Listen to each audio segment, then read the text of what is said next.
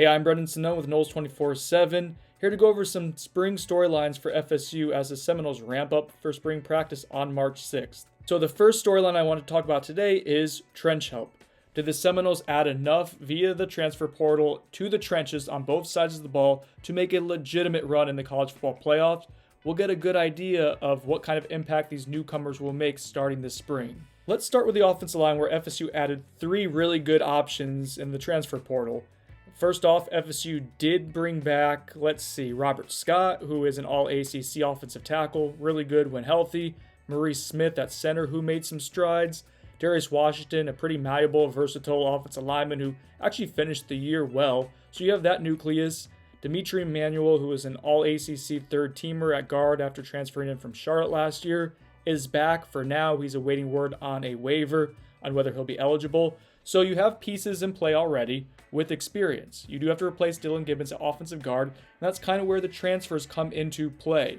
FSU added Keandre Jones from Auburn, a 2.5-year starter, had a bit of a setback in 2022, but was really good in 2021 and solid in 2020 with a full offseason in FSU strength and conditioning program and work under Alex Atkins. There's a belief that he could become an impact road grader type of offensive lineman as FSU wants to really beef up its interior line. Casey Roddick is another player who FSU is super high on right now. He's coming from Colorado. He'll probably work at either center or guard for the Seminoles. Hearing really good things about him out of tour duty. Someone who's very mature, brings a lot of experience, a lot of reps, over 2,000 at the college level. And again, versatility along the offensive line. Finally, there's Jeremiah Byers. He's from UTEP. He was an All-Conference USA right tackle. Really good starter for 2 years, good PFF metrics. His film is really solid. He's someone that FSU jumped on immediately when he entered the transfer portal. And the Seminoles had to fend off Oregon, Ohio State, some really good programs to get him to Tallahassee. Now, whether Byers is an offensive tackle or a guard for FSU remains to be seen. That's kind of what's going to be so interesting this spring. You get the 4 or 5 returners with experience, in addition to 3 transfers who also have a ton of experience. It's going to be a really fun position battle to watch. And that's not even including returners with some upside, some underclassmen like a Julian Armella, Jalen Early. There's others I'm certainly forgetting. And sticking with the trenches on the other side of the ball, FSU brings back All-ACC honorable mention defensive tackle Fabian Lovett.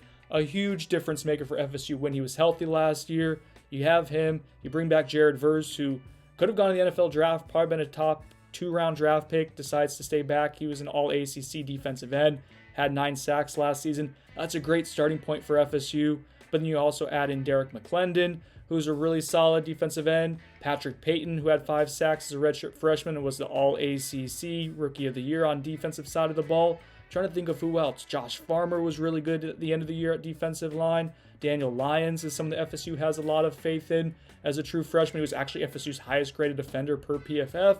I'm forgetting about some others too. Dennis Briggs, Malcolm Ray. You have a nice blend of experience, of upside, of versatility along the defensive line. And I'm not even factoring in Braden Fisk, who's coming in from Western Michigan with more than 100 career tackles.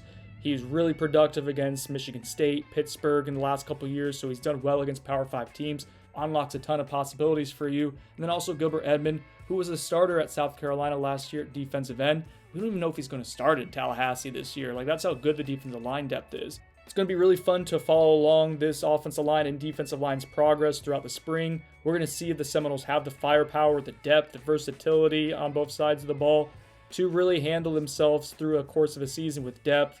And with going against some big boys like LSU, like Florida, like Clemson. Can you win those games in the trenches consistently? And will that give you enough ammunition, enough firepower to make a legitimate run into and then within the college football playoff? I think we'll have a decent idea of that this spring.